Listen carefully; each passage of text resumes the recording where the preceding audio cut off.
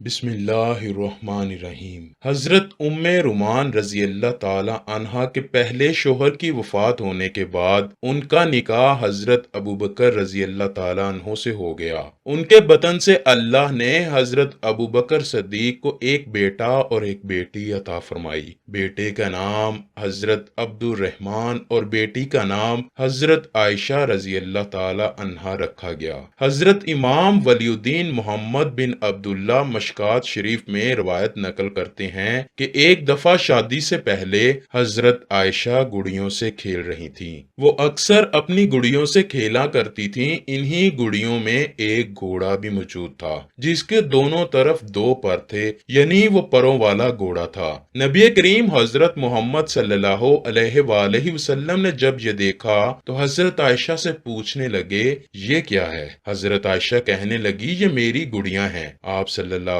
علیہ وآلہ وسلم فرمانے لگے میں نے گھوڑے کا پوچھا ہے۔ حضرت عائشہ عرض کرنے لگی یہ گھوڑا ہے۔ حضور پوچھنے لگے گھوڑے کے اوپر کیا ہے؟ حضرت عائشہ نے عرض کیا یہ اس کے دو پر ہیں۔ حضور فرمانے لگے لیکن گھوڑے کے تو کوئی پر ہی نہیں ہوتے۔ حضرت عائشہ عرض کرنے لگی کیوں نہیں ہوتے؟ کیا آپ نے نہیں سنا کہ حضرت سلیمان علیہ السلام کے گھوڑے پروں والے تھے؟ حضور پاک صلی اللہ علیہ وآلہ وسلم نے اتنا تبسم فرمایا کہ آپ کے دندان مبارک بھی نظر آنے لگے۔ حضرت عائشہ رضی اللہ تعالیٰ عنہا سے روایت ہے کہ وہ فرماتی ہیں کہ جب میرا نکاح حضور صلی اللہ علیہ وآلہ وسلم سے ہوا، پھر ہم ہجرت کر کے مدینہ آئے تو بنی حارث بن خزرج کے مکان میں اترے۔ پھر مجھے اتنا شدید بخار آیا کہ میرے سر کے بال گرنے لگے اور وہ کانوں تک رہ گئے۔ پھر ایک دن میں اپنی چند سہیلیوں کے ساتھ جھولے میں بیٹھی تھی کہ میری والدہ رومان میرے پاس آئیں اور مجھے زور سے آواز دی۔ میں ان کے پاس چلی گئی اور اس حال میں کہ مجھے معلوم نہ تھا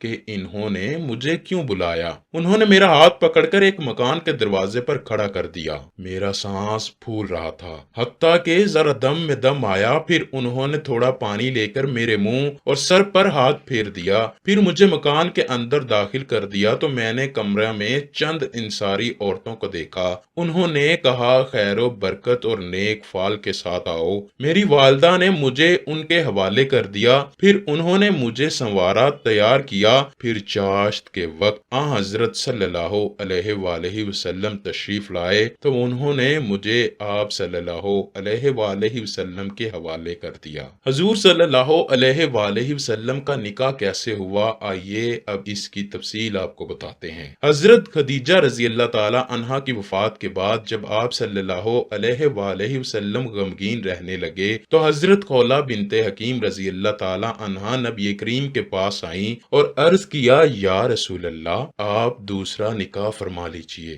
آپ نے فرمایا کس سے کروں؟ حضرت خولہ رضی اللہ تعالی عنہا نے عرض کیا آپ چاہیں تو بیوہ عورت سے یا کنواری لڑکی سے نکاح کر لیں۔ آپ صلی اللہ علیہ وآلہ وسلم نے دریافت فرمایا کون سی کنواری لڑکی سے اور کون سی بیوہ سے؟ حضرت خولہ رضی اللہ تعالی عنہا نے عرض کیا بیوہ تو سودا بنت زماں ہے اور کنواری تو اس آدمی کی بیٹی ہے جو ساری کائنات میں آپ کو عزیز ہے، یعنی حضرت عائشہ بنت ابو بکر۔ نبی کریم نے فرمایا کہ بہتر ہے کہ تم عائشہ کے بارے میں بات چیت کرو۔ حضرت خولہ رضی اللہ تعالی عنہا فرماتی ہیں کہ میں اس کے بعد حضرت رومان رضی اللہ تعالی عنہا کے پاس گئی اور ان سے کہا کہ تمہارے لیے بہت عظیم خوشخبری ہے جس میں دنیا اور آخرت کی بلائیاں چھپی ہوئی ہیں۔ انہوں نے کہا وہ کون سی خوشخبری ہے؟ میں نے کہا نبی کریم صلی اللہ علیہ وآلہ وسلم عائشہ کا ذکر فرما رہے تھے۔ انہوں نے کہا کوئی جواب دینے کی بجائے تھوڑا انتظار کرو، ابھی میرے شوہر ابو بکر تشریف لانے والے ہیں۔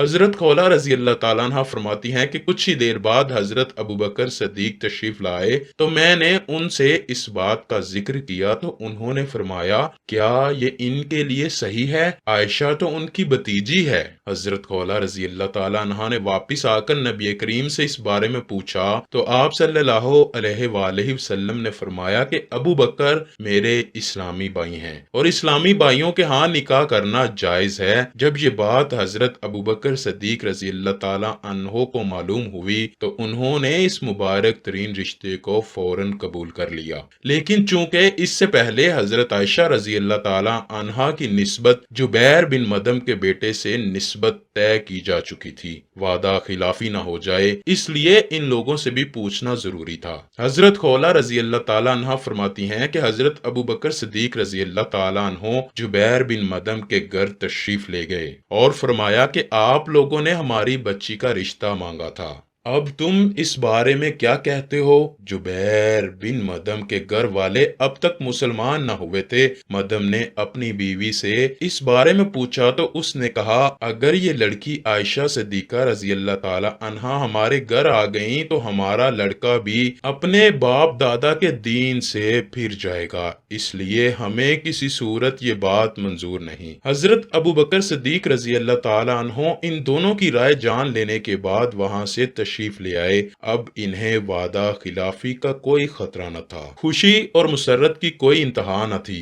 آنے کے بعد حضرت خولہ رضی اللہ تعالی عنہ سے کہا کہ نبی کریم صلی اللہ علیہ وآلہ وسلم سے جا کر کہو آپ کا پیغام مجھے بصر و چشم قبول ہے۔ آپ صلی اللہ علیہ وآلہ وسلم تشریف لے آئے۔ حضرت ابو بکر صدیق رضی اللہ تعالیٰ عنہ کا پیغام سن کر نبی کریم تشریف لائے تو حضرت ابو بکر صدیق رضی اللہ تعالیٰ عنہ نے آپ کا نکاح پڑھوا دیا۔ مسند احمد شریف میں حدیث ہے کہ حضرت عائشہ رضی اللہ تعالی عنہا سے نکاح کے وقت کا واقعہ ہے کہ نبی کریم صلی اللہ علیہ وآلہ وسلم کے پاس دودھ کا ایک پیالہ لایا گیا جسے آپ نے پہلے خود نوش فرمایا، پھر حضرت عائشہ رضی اللہ تعالیٰ عنہ کو وہ پیالہ پکڑا دیا، وہ شرما گئیں، چنانچہ انہوں نے شرماتے ہوئے وہ پیالہ پکڑ لیا اور اس میں سے تھوڑا سا دودھ پی لیا، پھر آپ صلی اللہ علیہ وآلہ وسلم نے فرمایا یہ مجھے دے دو، پھر نبی کریم صلی اللہ علیہ وآلہ وسلم نے دوبارہ نوش کر کے مجھے پکڑا دیا، میں بیٹھ گئی اور پیالے کو اپنے گھٹنے پر رکھ لیا اور اسے گھمانے لگی تاکہ وہ جگہ مل جائے جہاں آپ صلی اللہ علیہ وآلہ وسلم نے اپنے ہونٹ لگائے تھے۔ دوستو، سن 58 ہجری کے ماہ رمضان حضرت عائشہ رضی اللہ تعالیٰ عنہ بیمار ہوئیں۔ انہوں نے وصیت کی کہ انہیں امہات المؤمنین کے پہلو میں جنت البقیع میں دفن کیا جائے۔ ماہ رمضان کی 17 تاریخ منگل کی رات ام المؤمنین حضرت عائشہ صدیقہ رضی اللہ تعالی عنہا نے وفات پائی۔ وفات کے وقت حضرت عائشہ کی عمر مبارک 66 برس تھی۔ حضرت ابو ہریرہ رضی اللہ تعالی عنہ نے نماز جنازہ پڑھائی۔ اللہ پاک سے دعا ہے کہ وہ ہمیں نیکی پر عمل کرنے اور برائی سے بچنے کی توفیق عطا فرمائے۔